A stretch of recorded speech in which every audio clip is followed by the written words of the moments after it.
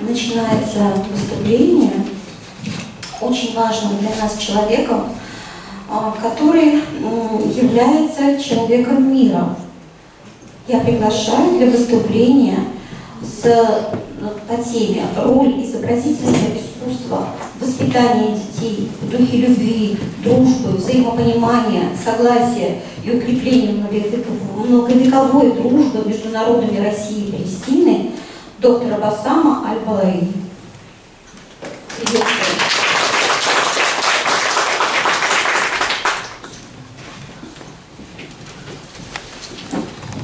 Ассаламу алейкум ва рахматуллахи ва баракатух.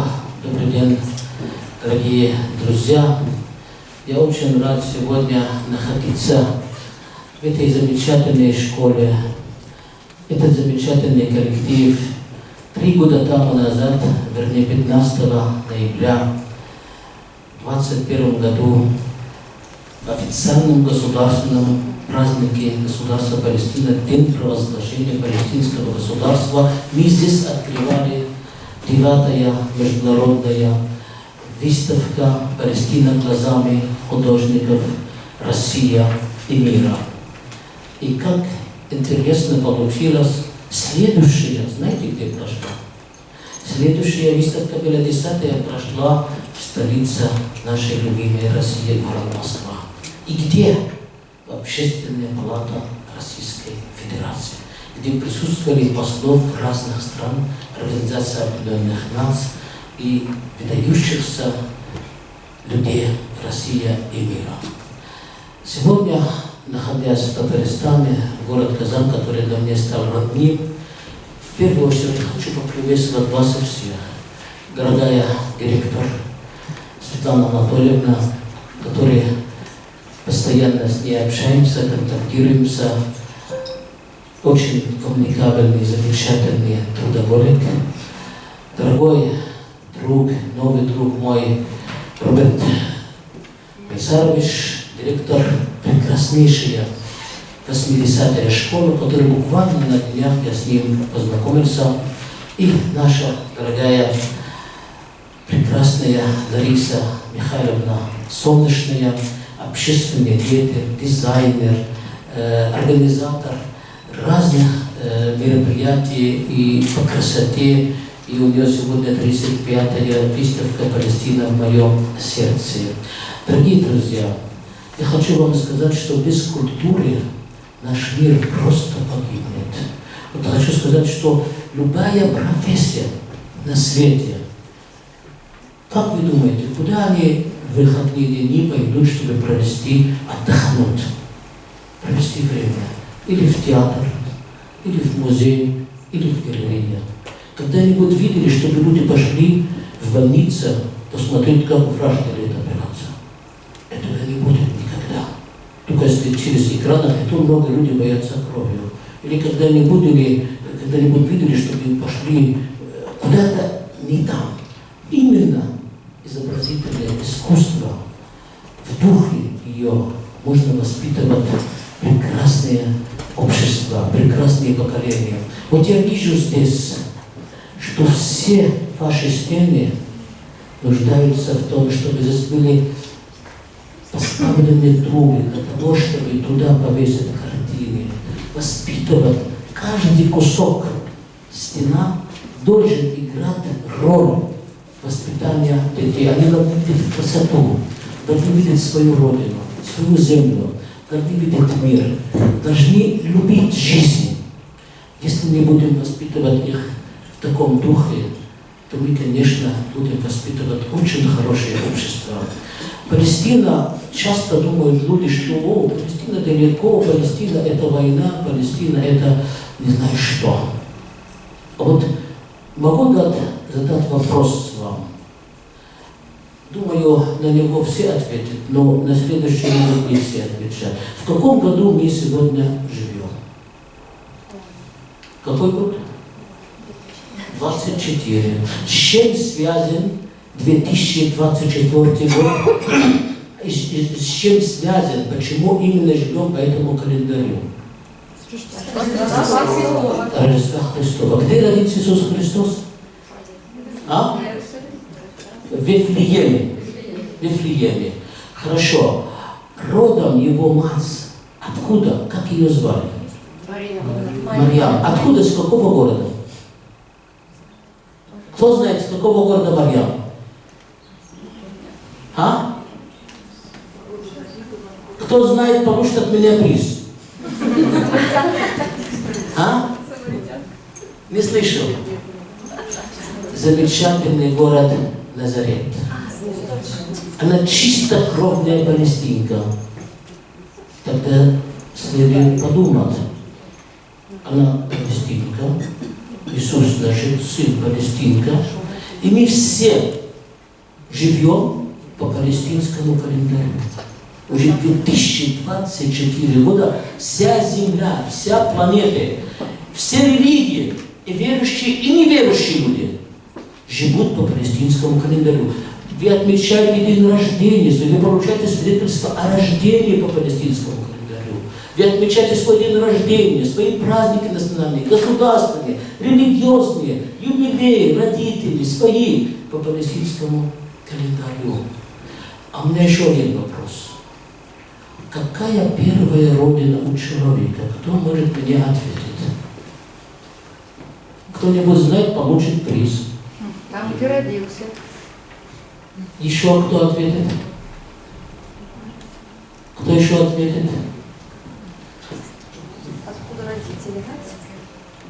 От троп матери. Светлана Анатольевна, что получит приз от меня? Давайте я вам подарю приз. Обязательно. Сейчас.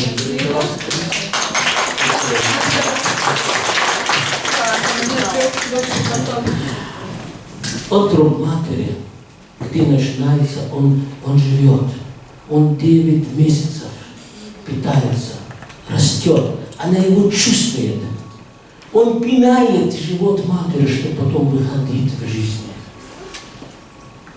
Она испытывает невероятную боль, когда его родит. Она все эти 9 месяцев думает о нем, готовится его встречать.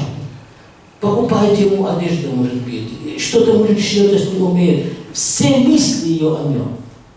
Он родился. Она уже после всей этой боли, представьте, отрежет у человека 3 килограмма мяса плюс-минус. Это какие боли? Как только услышит его крик, у нее эти слезы превращаются просто в улыбку и счастье. И дальше она его кормит своим молоком. Она ночами не спит, если он температура. Все пойдут спать. Я первый раз, никогда не забуду, когда я приболел, потом мне рассказали, все у меня дома пошли спать, и только мама сидела со мной до утра. Мама, которую я уже 26 год не могу увидеть, так как она жила в блокаду, в Газа, 90 лет ей. И нашего дома там разбомбили. Разбомбили в Палестине все. Все школы, все музеи, все дороги, все улицы, все больницы, все детские сады. Ничего живое не оставили. Церковь, 3-я церковь в мире разбомбили. Все мечети. Вот как, подумайте, как могут люди так делать? В каком обществе они воспитаны? Кто их воспитал? Кто учил? До чего мир наш дошел? Дорогие друзья, Палестина, российские отношения длится более 1000 лет с момента принятия христианства в России. А еще до христианства пришел ислам в России более 1100 лет в Булгарии. А как вы знаете, Палестина это первая кибла. Мечеть Ал-Акса в Палестине, первая кибла мусульманов. Для мусульманов, для христиан, для всех жителей планеты, важна Палестина, потому что это родина всех пророков. Она ворота в небо, она ворота к Богу. Палестина всегда встречала всех, кто к ней приезжал, паломничество, кто приезжал в гости, приветствовала. От души мы открыли свои дома, когда произошел Холокост. Но Холокост произошел не против одного национальности, он произошел против русских в первую очередь, против белорусов, против всех жителей Советского Союза. У меня друг есть в Москве, герой России, Кураков Валерий Викторович. Более полвека занимается только поисковая система пропавших без вести во Второй мировой войне. Мы привыкли, что 27-28 миллионов в цифрах. Он подошел до военной операции Владимиру Владимировичу Путину и говорит, вот цифры, которые результат моего поиска. У нас погибло во Второй мировой войне более 52 миллиона граждан. Из них военных только 19 миллионов.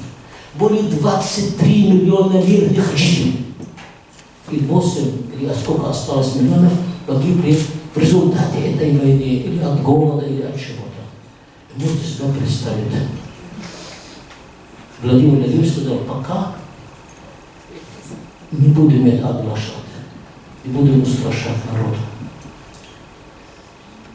Это меня лично рассказал. Он в интернете уже есть. Кстати, уже в книгах появилась эта цифра, не так давно. Просто надо, чтобы наши дети знали это, чтобы понимали это, какой ценой отдана свобода. Великая Россия, ваши их дети, отцы, отдали самое дорогое, что имеют, жизни, чтобы они сегодня здесь жили, учились музыку, стали людьми. Знаете, когда я приехал в Советском Союзе, меня потрясло одно. Мы были более 150 государств мира приехали люди.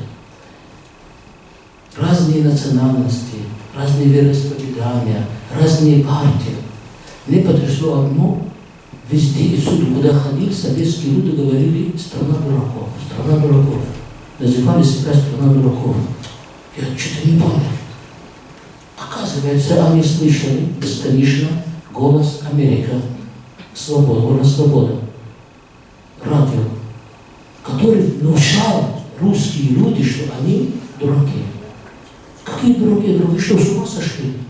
Вы страна космонавтов. Вы страна математиков, физиков, музыкантов, композиторов, ученых, ядерщиков. Вы великие люди. Вы страна героев. Страна людей, которые подвиги делали в истории, которые история еще никогда не знала и не видела. С чего вы так себя принижаете, унижаете? Что вы делаете? Вы понимаете? Это мне больно было слышать. Мы из более 150 государств мира приехали учиться у вас, потому что вы себя называете страна дураков. А как вы нас учите тогда? Россия выпустила для мира, Советский Союз, более 3 миллиона лучших кадров. И Сергей Лавров, член нашей организации Императорское православное палестинское общество, часто говорит, мне так приятно, когда бываю в африканских странах или азиатских. Раз захожу к коллеге, он со мной разговаривает по-русски. Все-таки говорит, была правильная политика обучать этих людей из этих стран и поддержать. Они остались, наши друзья, ни одна из этих стран не ввели никакой санкции против России. Чтобы вы знали. Вот что значит воспитывать людей, которые потом стали послами России в мире. Знаете, как меня отец провожал в России, что учил? Вот когда я поехал учиться, 7 сентября 1983 года провожали в Сирию, чтобы оттуда полететь в Россию. Он сам был за рулем и сказал, сынок, ты поедешь в страну, где там люди живут средно. Там богатых вообще нет.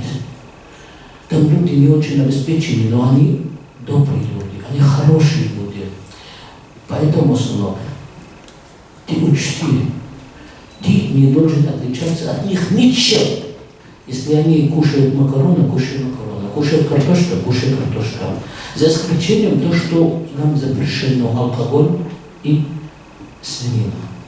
Если одевают серии, одевай серии. Если в общежитии тебя посели, и с тобой будет 6 или 7 студентов, ты будешь 8-й, не капризничай. Тут же соглашайся. Ты не лучше, чем этих людей. Это люди, которые отрывают от себя хлеб, чтобы кормить Африки, Азия, Латинская Америка. Благодаря этих великих людей эти страны получили свою независимость и свободу.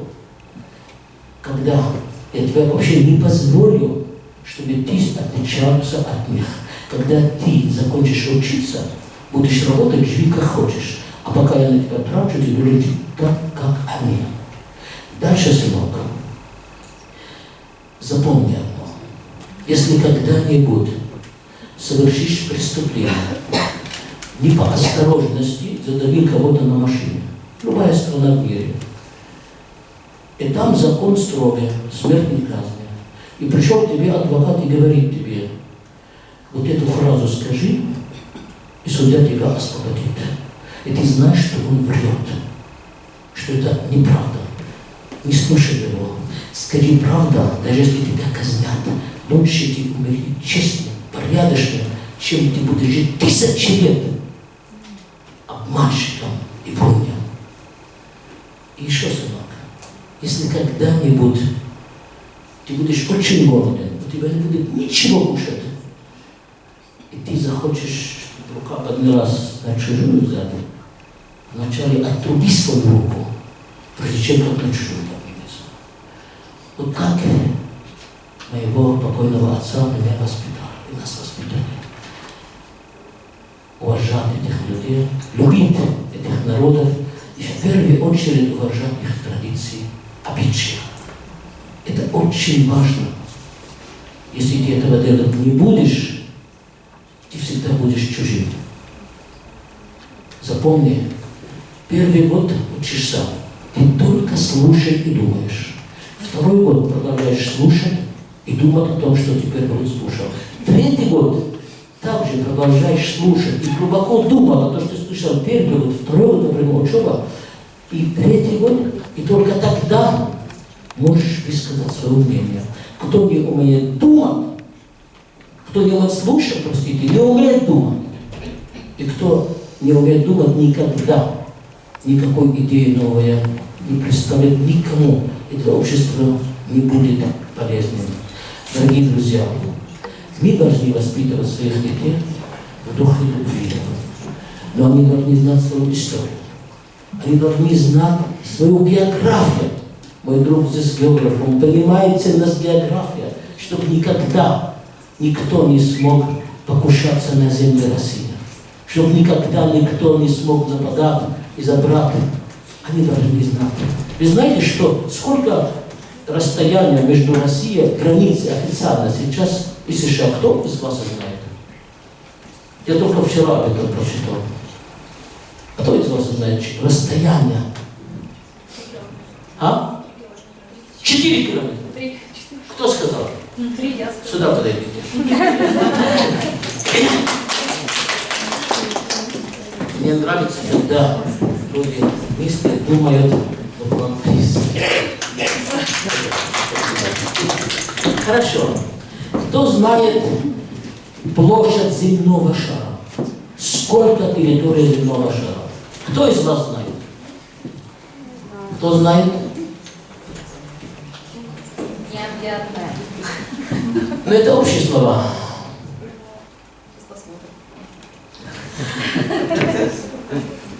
Так, раз, два. Ну, ответ нет. 510 миллионов, 100 тысяч квадратных километров. И Бог выделил в священных книгах 27 тысяч 27 километров территории Палестины и сказал, это святая земля.